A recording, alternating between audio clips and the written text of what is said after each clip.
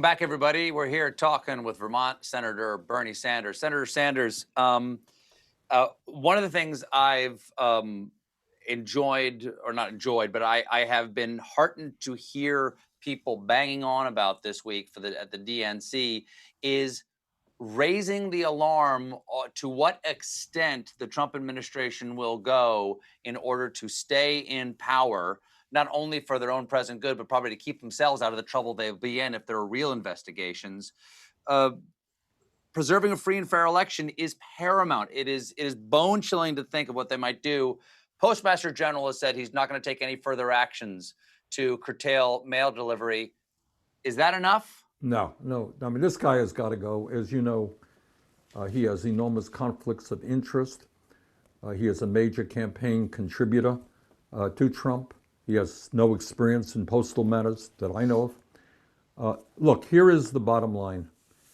We have a president, unbelievably, who has said, you remember a month ago, he tweeted, well, he's behind in the polls, and he says, well, maybe we want to delay the election. This is an American president. Or, well, if I lose, maybe I won't leave office. And just the other day, he tweeted, and it's a theme he's been saying over and over again. He's saying, if we lose the election, it will only be because the election was rigged. Now think about what that means. If on election day he loses because people vote against his pathological lying and his anti-science and his racism and everything else, he's going to say, well, the election was rigged. If the election were rigged, why would I leave office?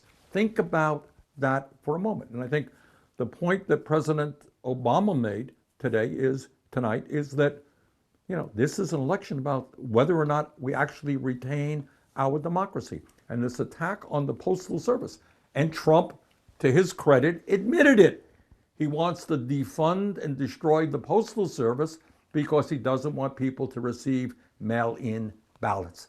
So your choice is, Stephen, you can go out and vote to a polling station and literally put your life on the line if you're old and if you're frail and if you have pre-existing conditions.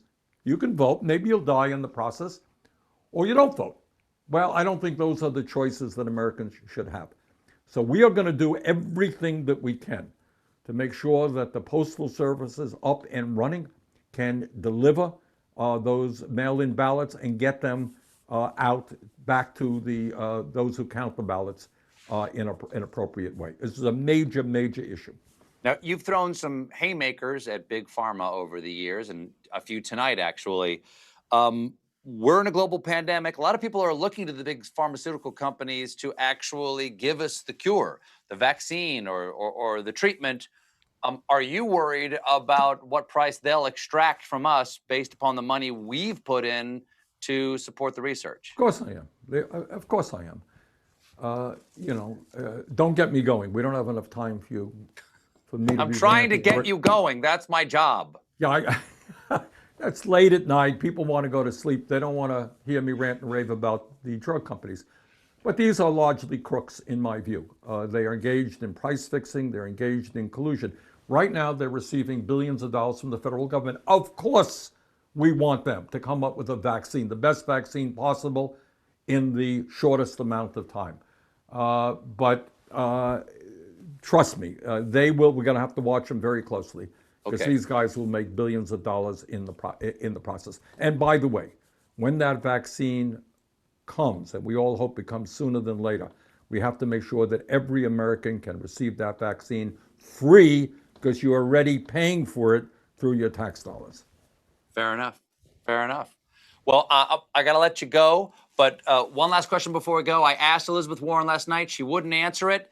Wall Street, big tech, big Hollywood, they all seem to be okay with Joe Biden. Are you okay with them being okay with him by the transitive property? Are you now okay with Wall Street?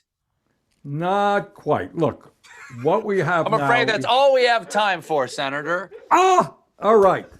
Senator Bernie Sanders, everybody. We'll be right back with a special performance by Nathaniel Rateliff and John Batiste. Thank you, sir. Thank you, Steve.